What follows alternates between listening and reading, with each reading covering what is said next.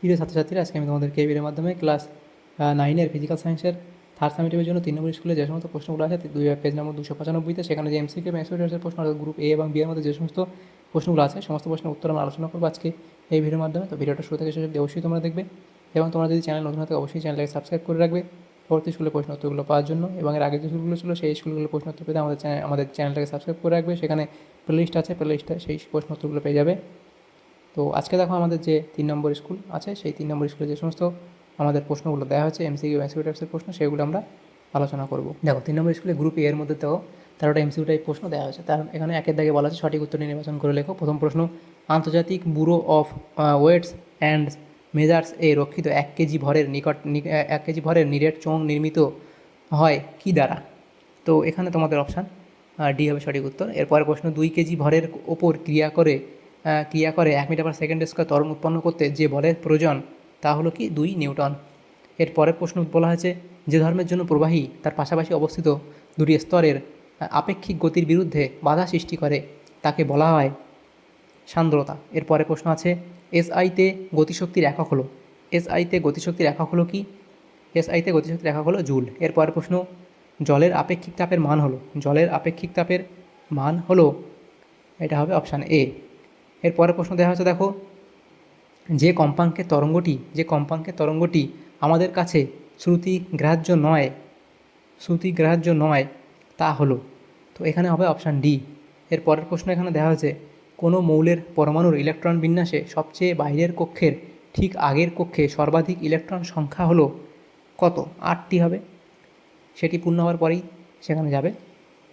তো এখানে কী বলা যায়, কোনো মৌলের পরমাণুর ইলেকট্রন বিন্যাসে সবচেয়ে বাইরের কক্ষের ঠিক আগের কক্ষে সর্বাধিক ইলেকট্রন সংখ্যা হলো 8। এর পরের প্রশ্ন দেখো দেওয়া হয়েছে, সেখানে কী বলা হয়েছে, 18 গ্রাম জলে অণুর সংখ্যা হলো 18 গ্রাম জলে অণুর সংখ্যা কত? 6.022 × 10⁻23। উষ্ণতা বৃদ্ধিতে কলিচুনের দ্রাব্যতা এটা হবে হ্রাস পায়। এর পরের প্রশ্ন, সোডিয়াম কার্বনেটের জলীয় দ্রবণ এর প্রকৃতি হলো কি? অপশান বি অর্থাৎ ক্ষারধর্মী। এর পরের প্রশ্ন আছে 11 দাগের প্রশ্ন, একটি আলমিক লবণ হলো কি? সেটা কি? NaHSO4, এটা হলো আলমিক লবণ। এর পরের প্রশ্ন, কেরোসিন ও জলের মিশ্রণ পৃথক করা হয় যে পদ্ধতিতে তা হলো তা হলো কি? সেপারেটরি ফানেল। এর পরের প্রশ্ন দেখা হচ্ছে, দেখো, ব্লু বেবি সিনড্রোম রোগের সঙ্গে জড়িত এটা হবে কি? Nitrate, option C. এরপরে গ্রুপ বি এর মধ্যে যে সমস্ত প্রশ্নগুলো আছে, দেখো 2 দাগে বলা আছে, নিম্নলিখিত প্রশ্নগুলো উত্তর দাও। প্রথম প্রশ্ন, কোন ভৌতরাশির একক KG × metre per second square? তো এটা হবে কি? বল। এরপরে প্রশ্ন, কোনো বস্তুর ভর কোন যন্ত্রের সাহায্যে পরিমাপ করা হয়? এটা হবে সাধারণ তুলা যন্ত্র। এটা কি হবে? সাধারণ তুলা যন্ত্র। এরপরে প্রশ্ন, চাপের মাত্রীয় সংকেত লেখো। চাপের মাত্রীয় সংকেত হলো mL⁻⁻1 T⁻⁻2। এরপরে প্রশ্ন দেখো দেওয়া হয়েছে 4 দাগের, স্মরণ সময় লেখচিত্রের নতি কোন ভৌতরাশিকে প্রকাশ করে? সেটা হবে বেগ। এরপরের যে প্রশ্ন সেখানে কি বলা আছে, দেখো, কত দিয়ে প্রশ্ন, সিজিএস পদ্ধতিতে অবাধে পতনশীল কোনো বস্তুর অভিকর্ষ ত্বরণ কত হবে? সেটা হবে 980 সেন্টিমিটার পার সেকেন্ড স্কোয়ার। শূন্যস্থান পূরণ করো। স্থিতিস্থাপক সীমার মধ্যে ড্যাশ বিকৃতির সমানুপাতিক? এটা হবে পীড়ন বিকৃতি সমানুপাতিক। এরপরে, প্রযুক্ত বলের অভিমুখ ও বলের প্রয়োগবিন্দু সরণের অভিমুখ পরস্পর লম্ব হলে কৃতকার্যের পরিমাণ কত হবে? এটা হবে 0। এরপরে প্রশ্ন, সত্য বা মিথ্যা লেখো। অবাধে পতনশীল বস্তু যান্ত্রিক শক্তির নিত্যতা সূত্র মেনে চলে। এটা সত্য। এরপরে প্রশ্ন, শূন্যস্থান পূরণ করো। 0 ডিগ্রি সেন্টিগ্রেড তাপমাত্রায় 1 গ্রাম বরফকে গলিয়ে 0 ডিগ্রি সেন্টিগ্রেড তাপমাত্রার 1 গ্রাম বরফকে গলিয়ে 0 ডিগ্রি সেন্টিগ্রেড তাপমাত্রার 1 গ্রাম জলে পরিণত করতে প্রয়োজনীয় তাপ ড্যাশ জুল। এটা হবে 336 জুল। এর পরের প্রশ্ন দেখো দেওয়া হয়েছে, আচ্ছা, এখানে পরের প্রশ্ন দেওয়া আছে, সিজিএস পদ্ধতিতে তাপের যান্ত্রিক তুল্যাঙ্কের মান কত? এটা হবে 4.2 × 10⁷ আর্গ পার ক্যালোরি। এরপরে প্রশ্ন দেখো দেওয়া আছে 10 দাগের প্রশ্ন, বাতাসে শব্দের বেগ 330 মিটার ইন্টু 10⁻⁻1 একটি সুরশলাকার কম্পাঙ্ক 300 হার্জ হলে বাতাসে উৎপন্ন শব্দের তরঙ্গ দৈর্ঘ্য কত? দেখো অঙ্কটা কী করে করবে, এখানে যদি করি দেখো ল্যামডা ইকলস টু কী হবে v/n। দেখো এখানে ভি এর মান কত 330 এবং নিচে কত হবে তোমাদের হবে 300 হার্জ। তো এটা যদি কাটাকুটি করা হয় দেখো একটা জিরো কাটবে, আচ্ছা এটা তো একবার দেখি এখানে 330/300 এটা কাটলে তাহলে আমাদের হবে কত 1.1 মিটার শব্দটির শব্দ তরঙ্গ দৈর্ঘ্য কত 1.1 মিটার। এরপরে প্রশ্ন শব্দ তরঙ্গের কম্পাঙ্কের একক শব্দ তরঙ্গের কম্পাঙ্ক কাকে বলে? তো শব্দ তরঙ্গের কম্পাঙ্ক কাকে বলে আমি তোমাদের বলে দিই, এটা তোমরা শুনে লিখে নেবে। একটি কম্পনশীল কণা প্রতি সেকেন্ডে যতগুলি পূর্ণকম্পন সম্পন্ন করে তাকে কণাটির কম্পাঙ্ক বলে। আবার বলছি, একটি কম্পনশীল কণা প্রতি সেকেন্ডে যতগুলি পূর্ণকম্পন সম্পন্ন করে তাকে কণাটির কম্পাঙ্ক বলে। এবার বই থেকেও এটা পেয়ে যাবে। এরপরে প্রশ্ন, সাধারণ ঘরে কথা বললে প্রতিধ্বনি শোনা যায় না কেন? কারণ সাধারণ ঘরে শোনা যায় না কারণ হচ্ছে শব্দে এটা হচ্ছে ঘরে শব্দ শোষক পদার্থ থাকে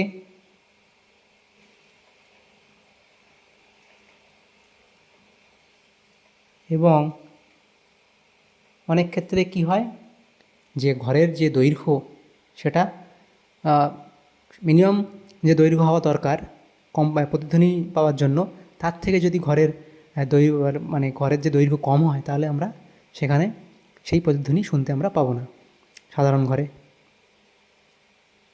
এই কারণের জন্য সাধারণ ঘরে আমরা প্রতিধ্বনি শুনতে পাই না, সেখানে ঘরে অনেক শব্দ শোষক পদার্থ থাকে এবং সাধারণ ঘরের দৈর্ঘ্য অনেক ক্ষেত্রে সাধারণ ঘরের দৈর্ঘ্য কী হয় আমাদের মিনিমাম যে দৈর্ঘ্য লাগে মিনিমাম যে দূরত্ব লাগে প্রতিধ্বনি শোনার জন্য তার থেকে কম দূরত্বের ঘর হলে সেই জন্য সেখানে শোনা যায় না। এরপরে প্রশ্ন, এমন একটি মৌলের নাম লেখো যার পারমাণবিক সংখ্যা ও ভর সংখ্যা সমান। তো সেটা হবে কি সাধারণ হাইড্রোজেন। সাধারণ হাইড্রোজেন। এরপরে প্রশ্ন অথবা দিয়ে প্রশ্ন ছিল, কোনো পরমাণুতে কোন বল প্রোটন ও নিউট্রনকে একত্রে ধরে রাখে? এটা হবে নিউক্লিয় বল। নিউক্লিয় বল। এরপরে Mg2+ আয়নের ইলেকট্রন বিন্যাস লেখো। Mg2+ আয়নের ইলেকট্রন বিন্যাস হচ্ছে কে কক্ষে 2টি, এল কক্ষে 8টি। এরপরে প্রশ্ন, এনটিপিতে 5.6 লিটার গ্যাসের অণুর সংখ্যা কত? এটা তোমাদের অঙ্কটা করতে হবে। তো এটা তোমরা কি করবে, 22.4 লিটার গ্যাসে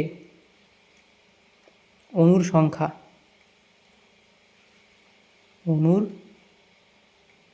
কত 6.022 ইন্টু 10⁻23। তাহলে 1 লিটার গ্যাসে অণুর সংখ্যা কত হবে 6.022 ইন্টু 10⁻23 বাই 22.4 এবং 5.6 লিটারে কত হবে 5.6 লিটার গ্যাসে অণুর সংখ্যা কত হবে। তো এটা এখানে লিখি 6.022 ইন্টু 10⁻23 বাই 22.4 ইন্টু ওপরে যেটা হবে 5.6। এটা তোমাদের কাটাকুটি করার পরে যেটা তোমাদের উত্তর আসবে আমি ওপরে লিখে দিই, এখানে কাটাকুটি করার পরে উত্তর তোমাদের হবে 1.505 ইন্টু 10⁻23। এটা হবে উত্তর। এরপরে আজ শূন্যস্থান পূরণ করো। কি বলা হয়েছে 1.1 গ্রাম CO2 ড্যাশ গ্রাম অণু CO2, এটা হবে 0.025 গ্রাম অণু CO2। এরপরে ধোঁয়াতে বিস্তার মাধ্যম ও বিস্তৃত দশার নাম লেখো। দেখো বিস্তার মাধ্যম এবং বিস্তৃত দশা, তো বিস্তার মাধ্যমটা আমি 1 ধরছি, বিস্তৃত দশাটা 2 ধরছি, এখানে লেখার জায়গা নেই। তো 1 হচ্ছে কি বিস্তার মাধ্যমটা কী হবে এটা হবে গ্যাসীয়। এবং 2 অর্থাৎ কি বিস্তৃত দশা। বিস্তৃত দশাটা কী হবে? কঠিন। তো এটা লিখে নেবে, বিস্তার মাধ্যম গ্যাসীয় এবং বিস্তৃত দশা হলো কঠিন। এটা হচ্ছে কঠিন এরোসলের উদাহরণ। এর পরের প্রশ্ন বাম দিকের সঙ্গে ডান দিক আমাদের মেলাতে বলা হয়েছে। তো সেখানে দেখো প্রথম বাম স্তম্ভের সঙ্গে ডান স্তম্ভ। উষ্ণতা বাড়ার সঙ্গে সঙ্গে দ্রাব্যতা খুব কম পরিমাণ বাড়ে। তো সেটা তার সাথে মিলবে, এটা হবে NaCl। এরপরে বলয় পরীক্ষা হবে HNO3 আর উভধর্মী অক্সাইড Al2O3। তারপরে প্রশ্ন মিশ্রণের প্রকৃতির সাপেক্ষে পাতন ও আংশিক পাতনের মধ্যে প্রধান পার্থক্য লেখো। তো পাতন ও আংশিক পাতন হচ্ছে কি? পাতন হচ্ছে একটি কঠিন এবং একটি তরল, আর আংশিক পাতন হচ্ছে কি? সেখানে আংশিক পাতনে দুটি পদার্থই তরল থাকে। তাহলে দেখো, মিশ্রণের প্রকৃতির সাপেক্ষে পাতন ও আংশিক পাতনের মধ্যে পার্থক্য লেখো। তো মিশ্রণ এর প্রকৃতি, সেখানে পাতনের ক্ষেত্রে কী হয়? একটি কঠিন এবং একটি তরল প্রকৃতির পদার্থ থাকে, আর আংশিক পাতনের ক্ষেত্রে কী হয়? দুটি তরল পদার্থ থাকে। দেখো এখানে তোমাদের পার্থক্যটা একবার লিখে দিতে হবে। এখানে দেখো, পাতন এবং আংশিক পাতন প্রকৃতির উপর নির্ভর করে করতে বলেছে। প্রকৃতি, তো সেখানে পাতনের ক্ষেত্রে কী হবে? একটি কঠিন এবং একটি তরল পদার্থ থাকে। একটি কঠিন এবং একটি তরল পদার্থ থাকে। আর আংশিক পাতনের ক্ষেত্রে কী হয়? দুটিই তরল। যেহেতু পেন ট্যাবলেটে লেখা হচ্ছে, তার জন্য হাতের লেখাটা এমন হচ্ছে। তোমরা এটা নিয়ে কিছু মনে করো না। তো আমি মুখে সেটা বলে দিচ্ছি, শুনে নেবে একবার। একটি কঠিন এবং একটি তরল, এবং এখানে দুটি তরল পদার্থ থাকে আংশিক পাতনের ক্ষেত্রে। এরপরে প্রশ্ন, পেট্রোলিয়াম পরিশোধনে অবশেষ রূপে কী পদার্থ পাওয়া যায়? এটা হবে কি? পিচ এবং কোক। এরপরে আছে, এটা তো হয়ে গেল। এরপরে আছে পানীয় জলের pH কত হওয়া উচিত? এটা হলো 7। এরপরে জলে কোন হ্যালোজেন মৌল যোগ করে জলকে জীবাণুমুক্ত করা হয়? এটা হলো ক্লোরিন। অর্থাৎ এখানে ইউট্রোফিকেশন কি? ইউট্রোফিকেশন তোমরা বই থেকে পড়ে নিও, এর আগের এতেও ছিল, তো সেটা এখানে লেখা হয়নি। তো এটা তোমরা বই থেকে পড়ে নিও ইউট্রোফিকেশনটা।